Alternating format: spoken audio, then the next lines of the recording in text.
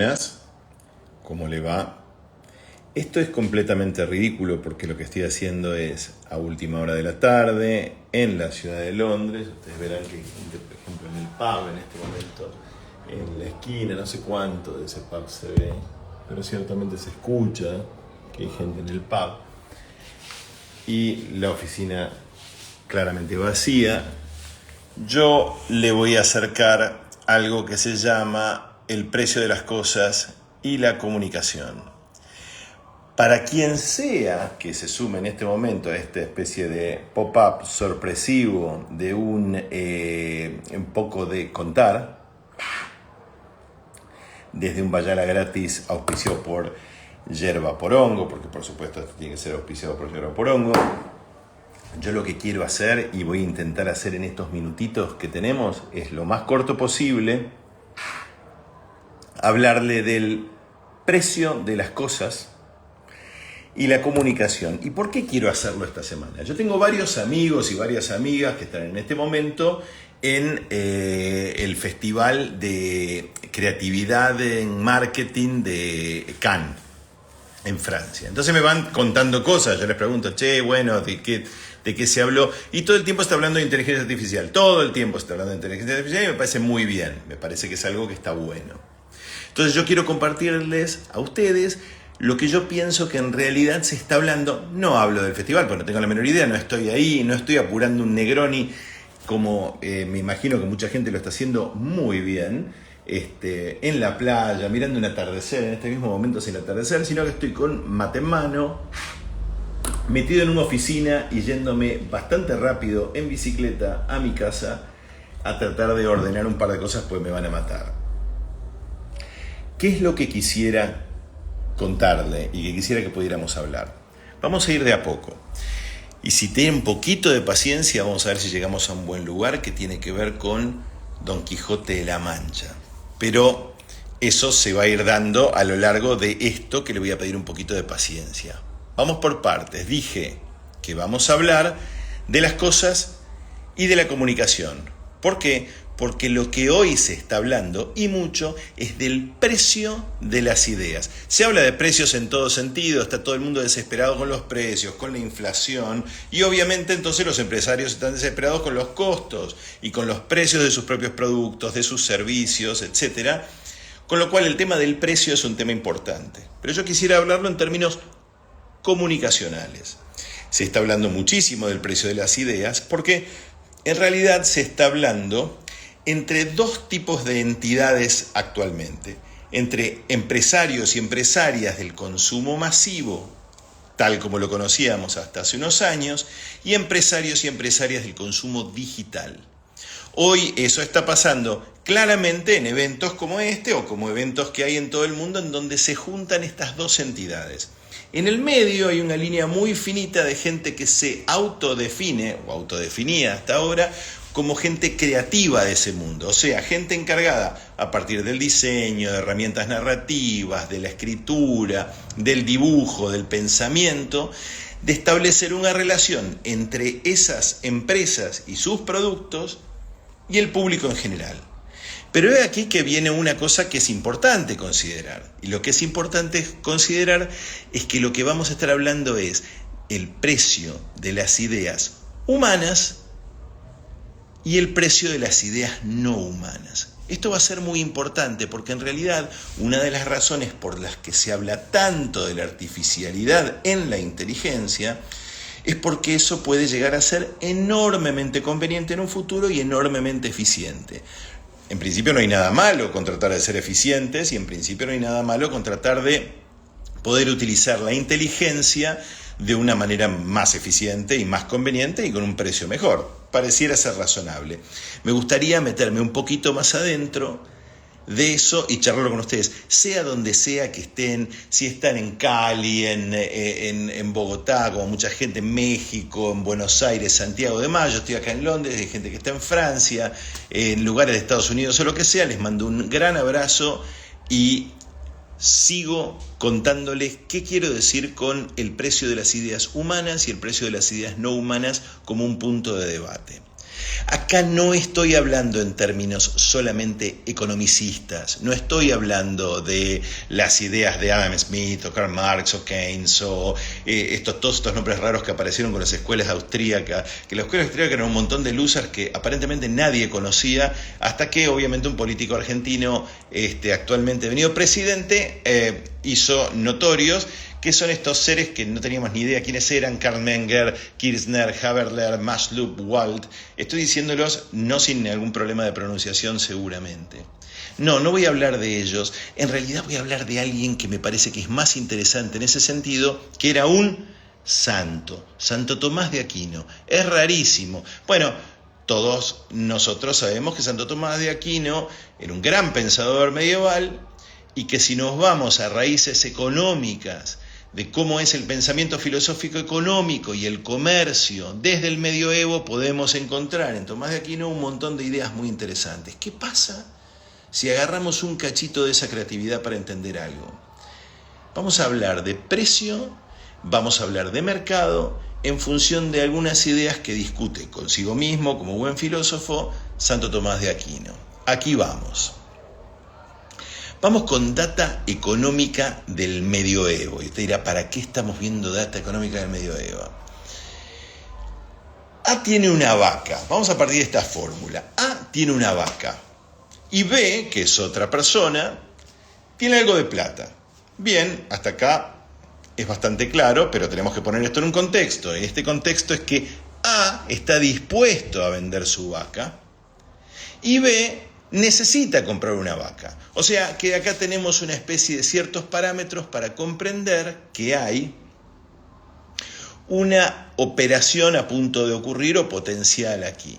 ¿Sí? Un hecho de comunicación comercial. A tiene una vaca, B tiene plata, A está dispuesto a vender su vaca y O, justo B, que tiene plata, necesita comprar una vaca.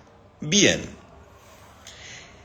El contexto 2 de esta historia, que es interesante, es que A tiene una vaca, B tiene algo de plata, pero además no hay vacas disponibles alrededor del área donde estas dos personas están hablando. No las hay pocas vacas o no hay ninguna, y esta resulta que tiene esa vaca, una vaca. Obviamente el precio de esa vaca seguramente va a estar determinado o definido por el hecho de que no hay muchas vacas alrededor. El precio de lo que diríamos entre comillas mercado va a ser más alto. A tiene la posibilidad de vender esa vaca por más guita a B. Hasta acá clarísimo. Pero no es tan sencillo porque hay otro elemento que vamos a llamar contexto 3. Resulta, dice Tomás de Aquino, que, y no lo dice con vacas, lo dice con otra cosa, ¿no? Que si A tiene una vaca y B tiene algo de plata, y hay un contexto 3 en el que A sabe que mañana va a venir un cargamento grande de vacas al pueblo, esto puede determinar o reconfigurar el precio de esa vaca que va a vender. Lo va a vender a un precio, obviamente en situación de escasez, pero sabiendo que va a haber una cantidad de vacas que están viniendo en un barco o en un camión o en un carro, donde sea, el precio de esa vaca mañana va a ser mucho más bajo, ¿verdad? Hasta acá estamos entendiendo. Bien, lo que nosotros acá estamos enfrentándonos es con una noción de la verdad en esta situación. ¿Qué hacemos con esa verdad? A sabe algo y en principio no lo está contando, por una cuestión de conveniencia comercial, ¿verdad? Sí. Que va a determinar algo muy importante que es el precio. Si A le dice a B que mañana va a venir un cargamento de vacas, probablemente B diga, bueno, voy a esperar a que venga el cargamento de vacas, voy a ver qué tal son las vacas y con eso, que va a haber una sobreoferta, voy a poder discutir mucho mejor el precio, espero hasta mañana. O voy a comprar hoy la vaca, pero le voy a comprar a un precio mucho más bajo. ¿Por qué? Porque mañana está viniendo más cantidad de vacas. O sea que si A le dice a B esto no va a ser totalmente conveniente para A. ¿Qué es lo que dice el bueno de Tomás de Aquino a este asunto que está acá pendiente? Uno diría, che, es un santo, entonces le dice a A que le diga las cosas a B con algo que Kant definía como el imperativo categórico. No importa el precio de esto o el costo de esto para vos, decir la verdad.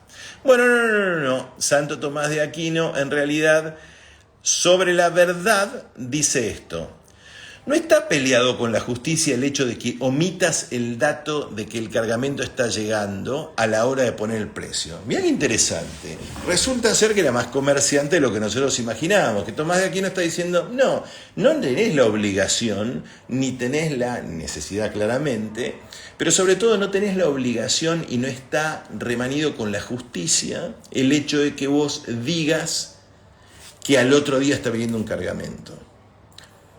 Chan, primera cosa, decimos, wow, no está comunicando algo que es crucial a lo que es el precio por una cuestión de conveniencia. Le va a vender la vaca, al otro día va a venir un montón de vacas. Va a haber hecho seguramente un negocio mejor.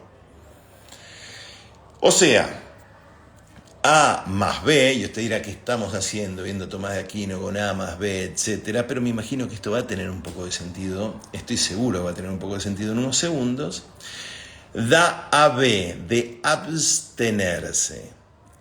Santo Tomás de Aquino nos permite abstenernos. Bien, ya que estamos hablando de santos, ¿qué le parece si nos metemos con otro santo que se llamaba San Antonio el Grande?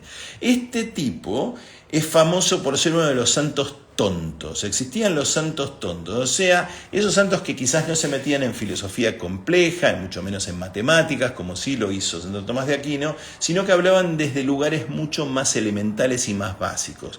Fijémonos una frase del bueno de San Antonio el Grande. Dice: aquí viene el tiempo cuando la gente se comportará como locos, y si ellos ven a alguien que no se comporta así, ellos se rebelarán contra él y dirán, usted es loco, porque él no se parece a ellos. Bueno, parece que vinieron de un palo distinto y no parece ser tan inteligente lo que está diciendo este tal San Antonio el Grande respecto de Tomás de Aquino. Pero quiero llegar a esto que a mí me parece que es interesante, que es mi propio pensamiento respecto de esto. Así que me permito sumarme con el ilustre nombre de Carlos de Buenos Aires. Carlos de Buenos Aires tiene otra idea. Y voy a ver si a usted no le parece que esta idea tiene algo que puede ser interesante, que es distinto a lo que sugiere Tomás de Aquino. Así que acá voy. Un sorbo de mate y le digo lo que yo haría. Bien. Yo lo primero que haría es entender esta verdad que está pendiente, porque acá lo que estamos hablando son de dos cosas. Estamos hablando de comercio y estamos hablando de comunicación, sabiendo que en cierto modo de hablar de comercio siempre estamos hablando implícitamente de comunicación, pero acá claramente hay un elemento extra de comunicación que necesitamos charlar. ¿Qué haces en esta situación? Dijimos que A tiene una vaca, que B tiene plata y necesita una vaca, y C, otro ser, tiene un cargamento que está en marcha y A resulta que lo sabe. O sea, el que no sabe esta historia es B. ¿Sí? Bien. Acá A tiene algo mucho más importante que una vaca. Acá A, que es el vendedor y que de alguna manera es el que comienza toda esta historia, tiene en realidad una vaca más información. Y si lo viera de esa manera, lo vería como algo mucho más interesante para ofrecer. No tiene una cosa para ofrecer, tiene dos cosas para ofrecer. Tiene una cosa material, la vaca, y tiene una información muy importante y muy útil. O sea, tiene más para ofrecer cuando tiene esta noticia. Bien. A decide entonces vender su vaca más barata porque le dice a B que viene un cargamento de vacas mañana o la semana que viene. Vamos a decir que B entonces recibe de A una vaca más información fiel. O sea, un caso literal de cuac, aquí sí, intención, buena leche. Pero un caso a la vez de mayor calidad de servicio. Fíjense lo que pasa acá. Hay mayor calidad de servicio. ¿Por qué? Porque A le da información, esa información hace que A proactivamente venda más barata la vaca, B dice, en vez de esperar hasta mañana, porque total no sé, primero no sé si va a venir realmente, tengo miedo que no venga, la vaca la necesito, ya me está diciendo este ñato esto, me parece que la voy a comprar igual, por menos plata, y me quedo además con esa información que me va a llevar a pensar bien de A, porque A comunicó y A fue buena persona. Y sobre todo porque A pudo perder algo. ¿Qué pudo perder? Pudo perder la operación. Esto es fundamental. Al poder perder la operación, lo que acaba de hacer A tiene valor. Pero es un valor distinto al valor adjudicable a un precio. Y ese sacrificio que tiene un valor es un valor no monetario, es un valor humano. ¿Pero qué hace eso? Que repercuta en un potencial valor monetario. ¿Por qué? Porque el día de mañana B va a tener ganas de comprarle A, porque A no le va a mentir seguramente. Las vacas efectivamente llegaron el otro día o a la semana siguiente, es verdad lo que había dicho A. La próxima vez, si A tiene vacas o bicicletas o lo que fuera, se las voy a tender a comprar a A si yo tengo un poquito de sentido común y de sanidad, porque si B también es buena leche y es vivo, va a querer seguir comerciando con A porque le comunicó y le comunicó bien. Acá estamos hablando de precio en relación con la comunicación, pero sobre todo de algo que no se usa mucho. Algo que hace que el loco de San Antonio el Grande, que era claramente menos inteligente que Tomás de Aquino, porque habla mucho más de la locura o desde la locura, y Tomás de Aquino habla desde el sentido común y la sanidad, siento que San Antonio el Grande, en todo caso desde esa perspectiva, o vamos a decir Carlos, tiene algo a favor y Tomás de Aquino tiene algo en contra. No es que me quiero poner a competir contra la inteligencia de Tomás de Aquino, pero siento honestamente que cuando él dice esto se queda corto en un lugar. ¿En qué lugar se queda corto? Que puede haber una próxima operación a partir de una buena comunicación. ¿Qué es esto? Personas que van a mirar esto cuando lo postee, porque lo estoy poniendo ahora de esta manera, porque si no me es imposible postear. Es una idea humana, una idea profundamente humana, o sea, una idea loca. A tiene la idea de producirse o autoproducirse un potencial daño económico, comercial, a partir de decir una verdad inconveniente. Bien, dijimos que es una idea humana. Y lo que estamos hablando de sobra en todos los eventos donde se juntan más de 500 personas es de inteligencia artificial. Lo hablé el otro día en un evento de management con José del Río, empresarios y demás, que se habla muchísimo de la inteligencia artificial todo el tiempo y demás, y está bien que se hable. Lo habló el Papa el otro día diciendo los riesgos de la inteligencia artificial. Todo el mundo está hablando de inteligencia artificial. Y bastante bien que hacemos en la verdad de inteligencia artificial, porque la cosa está bastante peluda al respecto. Hay muchísimo para entender o para tratar de comprender en inteligencia artificial. Y si se trata de comprender inteligencia artificial, recomiendo lo siguiente.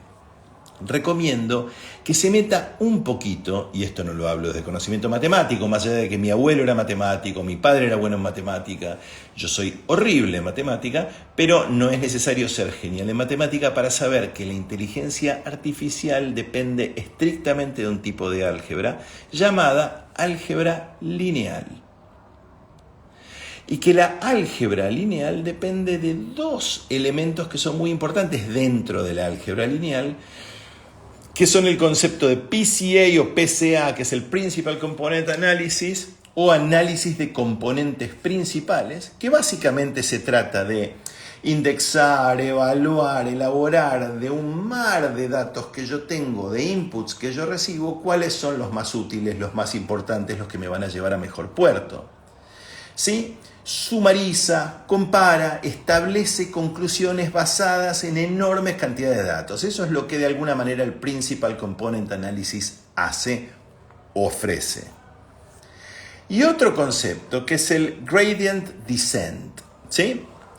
O costo-beneficio en trayectoria. Básicamente lo que hace es establecer cuál es la trayectoria óptima que puede hacer una determinada ecuación para llegar al resultado ideal con el menor esfuerzo posible. Acá hay un par de gráficos para mostrarle esto que son un embole, pero que me parece que vienen bien. La función esta que es la convex function y la not convex function. Lo que estamos hablando es de trayectorias. O sea, que estamos hablando de una línea, estamos hablando de un punto y estamos hablando de una trayectoria y en busca de la trayectoria ideal. Ahora, ¿para qué vamos a todo esto o nos metemos en todo esto? Porque en realidad de lo que estamos hablando, cuando estamos hablando de inteligencia artificial, estamos hablando de precio, del precio de las cosas. La razón por la que la inteligencia artificial tiene tanta guita detrás en este momento y tanta inversión es porque lo que va a lograr es que el precio de determinadas cosas sea muchísimo menor. Por ejemplo, el precio del conocimiento, el precio de la inspiración, el precio del lenguaje y de la comunicación con otros, el precio de las ideas. Y en esa batalla y en esa lucha es que están dirimiéndose enormes cantidades de empresas, empresarios y gente que tiene cosas para ofrecer y enorme cantidad de desarrolladores del mundo tecnológico y digital. Dos temas se están discutiendo que están buenos de discutir. Algo llamado Artificial Intimacy, o sea, AI en un sentido distinto. Cómo nos vamos a compartir íntimamente nosotros con otros a partir de distancia, relaciones remotas o nociones artificiales de ser acompañados. O sea, dejar de operar respecto de, bueno, tengo tal aplicación que me permite encontrarme con otra persona y ya directamente prescindir de la otra persona y ya empezar a comprender a la intimidad desde un lugar en donde la artificialidad puede ser una posibilidad de servicio. Y cuando hablamos de servicio y cuando hablamos de producto, estamos hablando de precio y estamos hablando de consumo.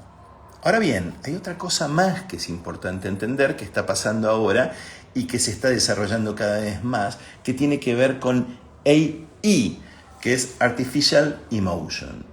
¿Y qué quiere decir en todo caso la emoción artificial?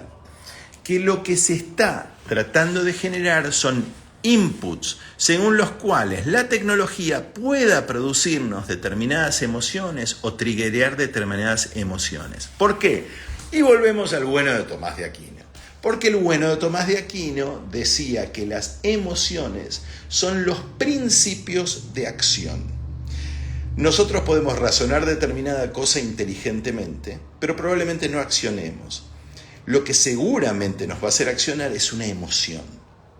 Y a menos que conquistemos el mundo de las emociones, dicen los tecnólogos, dicen los ciberempresarios, a menos que conquistemos el mundo de las emociones desde un lugar sintético o desde un lugar artificial, no vamos a tener los principios de acción que necesita un montón de gente para comprarle productos o comprarle servicios a personas. Estamos yendo mucho más lejos de lo que era el eje de la supervivencia del mundo de las tecnológicas gigantescas, que es el mundo en social media de la publicidad. Mucho más lejos, obviamente. ¿Qué es lo que va a ocurrir? Entiendo yo, porque está ocurriendo y no porque estoy haciendo una especie de Nostradamuseada. Lo que va a ocurrir es que efectivamente muchas de estas cosas van a pasar exitosamente.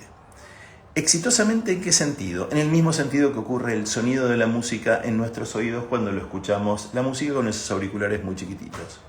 Con una menor exigencia de la calidad de la experiencia. O sea, vamos a tener experiencias símiles, muy pobremente símiles en muchos casos que tienen que ver con la emoción y con la intimidad, porque nosotros le vamos a imponer una menor exigencia. Y las cosas van a empezar de a poco a ser cada vez mejores y más cercanas a lo que supuestamente son esas emociones, porque nosotros habremos perdido en algún momento determinado el sentido exacto de hasta dónde yo estoy viviendo una emoción despertada naturalmente o despertada artificialmente. O sea, se va a trabajar en función de receptores de emocionalidad artificial. Bien, suena fuerte, suena grande, pero, y acá hay un gran pero que viene, y por suerte viene un primer pero importante, es que lo que estamos hablando acá es constantemente de output, o sea, toda esa cosa que va a salir de todos esos entes abstractos, tecnológicos, que nos van a hacer sentir determinada emoción. Y está el concepto del Uncanny Valley, que es una linda barrera como para empezar a entender. Ustedes saben lo que es el concepto de Uncanny Valley, pero si no lo saben, o a lo mejor nunca lo vieron en detalle, es básicamente esta ecuación en donde a más familiaridad respecto de algo, más parecido humano respecto de algo, se pueden producir efectos paradójicos. ¿Qué quiere decir esto? Que si uno está ante una inteligencia artificial, y creo que nos ha pasado a todos, que vemos una fotografía y empezamos a sentir una cosa rara en esa fotografía, es que probablemente haya algo que nos incomoda en ella. O sea, que hay algo que claramente nos está empezando a decir error. O sea, estamos empezando a observar desde la casi no artificialidad o el casi idéntico con lo natural, cierta artificialidad. A eso se llama valle inexplicable. Esa cosa en donde no entendemos qué ni cómo, pero no nos termina de cerrar. Hay algo que está demasiado cerca, pero sin embargo, hay algo que está muy cerca, pero no obstante, hay algo pero. Es mucho más importante muchas veces el artificio. Por ejemplo, un muñeco de peluche nos puede generar una enorme familiaridad más allá de que no se parezca a un humano, y algo muy parecido a un humano nos puede llegar a causar repulsión a pesar de que está artesanalmente y robóticamente extraordinariamente hecho. Ahora, uno puede discutir que con el tiempo los humanos somos de cambiar y vamos a cambiar en nuestras percepciones de eso, y probablemente nuestro cerebro se elastice hacia un lugar en donde empiece a ser interesante y hasta explicable esta posibilidad. O sea, el Uncanny Valley es una cosa que probablemente sea temporal, y eso nos da un poquitito de miedo, pero banquemos un segundo. Lo que estamos hablando acá es que lo que estamos juzgando es qué va a pasar con la idea no humana, dirigida sí a humanos. Porque los humanos vamos a tener que seguir consumiendo, tener que seguir pagando algo, tener que seguir intercambiando. Pero el punto acá es tratar de no hacerlo utilizando humanos por una cuestión muy simple: eficiencia. No quiero hablar mal de las personas y las entidades y demás que trabajan en función de la eficiencia. Creo que todos tenemos nuestra opinión de eso, y yo tengo una personal en donde siento que la búsqueda de eficiencia es una búsqueda que lleva a lugares tremendamente antipáticos la mayoría de las veces. Hablamos de lo no humano dirigido a humanos. Volvemos al ejemplo de la vaca, y volvemos al ejemplo de Tomás de Aquino, y volvemos al ejemplo del tipo que contraintuitivamente le dice: che, pero te lo voy a dejar por menos plata porque mañana llega un cargamento. La buena leche en ese caso es inexplicable, pero no es inexplicable en el sentido del valle de lo inexplicable. Es inexplicable en un sentido hermoso. Lo que quiere decir es que yo me estoy encontrando aquí con otra persona que está haciendo algo muy lindo por mí. Y esa inexplicabilidad es perfectamente entendible. Estoy ante una buena persona. Nadie hasta ahora ha podido decir que está ante un buen robot. Porque en realidad lo que el robot, cuando hablábamos tanto de santos y de esto y cómo se explicaba y demás, el robot está buscando el remedio y está buscando la solución. Está buscando que llegues a ese restaurante. Está buscando que en ese mapeo llegues a tu destino. ¿Por qué? Porque el objetivo que tiene es un objetivo lineal de que vos vuelvas a utilizarlo por una idea de costo-beneficio que es bastante fácil de aplicar, y de alguna manera es sumamente fácil de replicar en otros humanos. Lo que estamos hablando acá es de un santo llamado santo remedio, o sea, el que me lleva a una solución, versus algo que vamos a llamar de alguna manera estúpida santonto. O sea, esta idea de que a lo mejor hay cosas que podemos hacer que resultan negativas para uno, que resultan tontas para la percepción general, pero que pueden ser tremendamente beneficiosas para el otro, para la otra, para la humanidad. Sabemos que se está viviendo un mundo, un reverdecer del individualismo. Y en algún sentido, mucha gente con justicia está diciendo, estábamos hartos después del COVID, después de esto, de tener que hacer tanto por los demás, tener que quedarnos encerrados, tener que pensar en los demás y qué sé yo, también es hora de que podamos pensar en uno mismo. No me voy a meter en esa discusión, no voy a juzgar a quienes piensan más hacia lo individual que hacia lo comunitario, etc. Lo único que puedo decir es una cosa que escuché a una psiquiatra llamada Christine Bacho, de la Universidad de Les Moines en Nueva York, en Siracusa, que me dijo: la clave en la psicología del amor es que el amor es amar, no ser amado, es amar a otro. Y está comprobado que los datos de felicidad más grandes se dan cuando una persona ejerce eso hacia los otros. O sea, un poco el ejercicio de San Tonto. Si le das a otro, es probable que el ejercicio del amor esté mucho mejor y mucho más completamente realizado y que por lo tanto eso te lleve a una cierta felicidad. Es inexplicable, pero es muy entendible. Acá en realidad lo que estamos hablando es de una lógica Zuckerberg versus una lógica Quijote.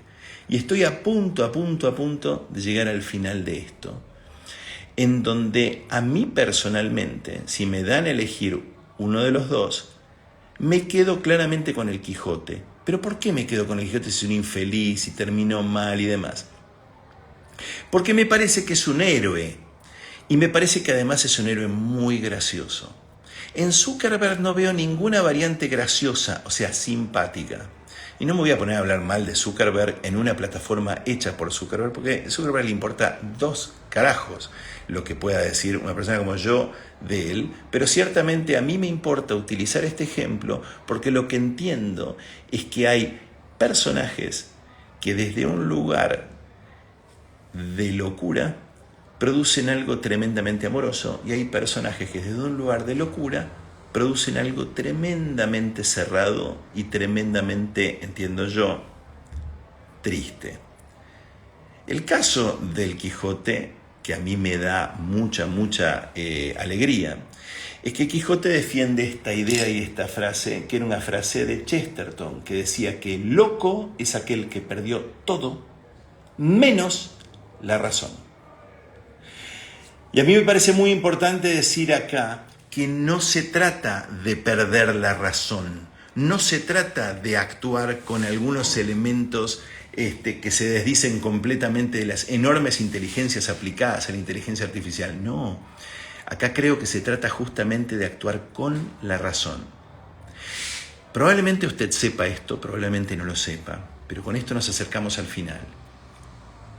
El robot sabemos que nace loco, o sea, nace con una determinada cantidad de cosas que hace que son un poco ridículas y hasta un poco graciosas. Y la idea es que en el desarrolla hasta llegar a un punto de aparente sanidad que nosotros en un mundo de consumo llamamos utilidad.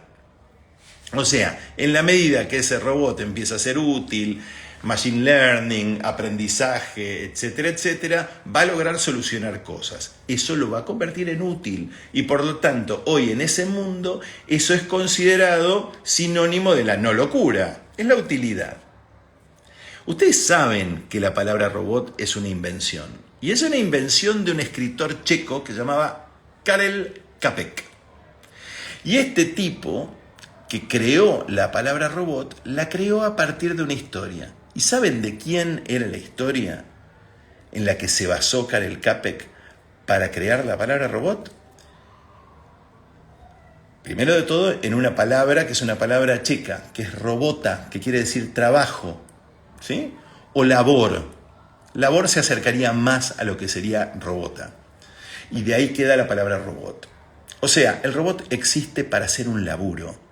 Cuando se habla de, ¿usted cree que los robots van a reemplazar? El único sentido de la existencia de los robots es el reemplazo. O sea, por supuesto es la respuesta, porque existen para eso, para reemplazar.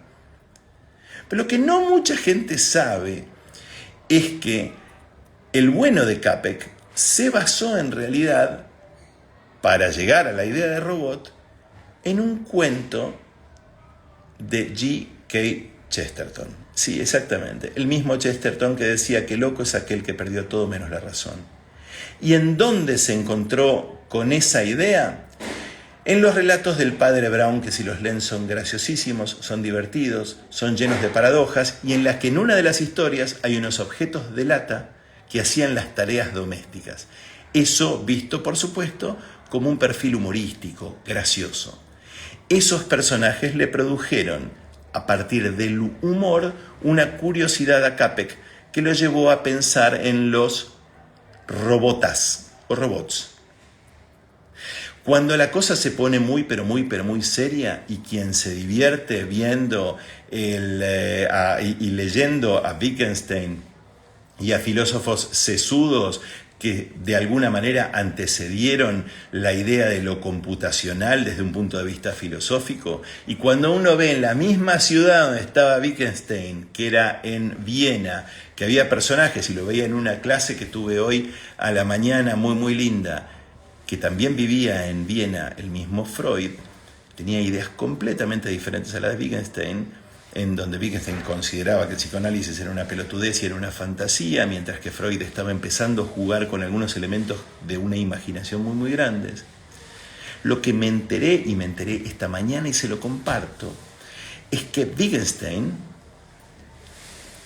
que despreciaba las ideas de Freud, se encontró un día con su propia hermana que le dijo que estaba tomando terapia psicoanalítica. La hermana de Wittgenstein. ¿Con quién? Con Freud. Cuando estamos hablando de inteligencia, estamos hablando de determinada cantidad de cosas. Algunas inteligencias más parecidas o cercanas a la álgebra lineal de la que hablábamos en un momento, y algunas inteligencias parecidas a la Oda al Ruiseñor de Keats. Si ustedes leen la Oda al Ruiseñor de Keats, van a entender una cosa que es muy importante. Y lo que es muy importante es que a nosotros nos llega, y les pido que lo lean en algún momento, la Oda al Ruiseñor de Keats, porque sabemos que había un jardín donde el bueno de Keats, a los 20 y pico de años, habiendo muerto de tuberculosis a los 25, a los 23 más o menos, se sentó al pie de un ciruelo y escribió lo que le pasaba cuando sabía que él se iba a morir, y que ese canto de ese ruiseñor que estaba escuchando era un canto eterno. En esa belleza, en esa humanidad enorme, en esa vida que se estaba por terminar, está todo lo que nos parece hermoso de uno de los poemas más importantes de un autor romántico inglés. Si eso lo hubiera hecho una computadora, probablemente me chuparía un huevo. Perdón por mi inglés castellano, Buenos Aires o lo que fuera, y mi lenguaje soez del final. Pero lo que quiero decir es, lo hubiera ignorado olímpicamente. Porque lo que más me importa en este mundo no es este teléfono que tengo en la mano, sino verdaderamente compartir esto con usted, quien sea que es. Un abrazo grande y gracias.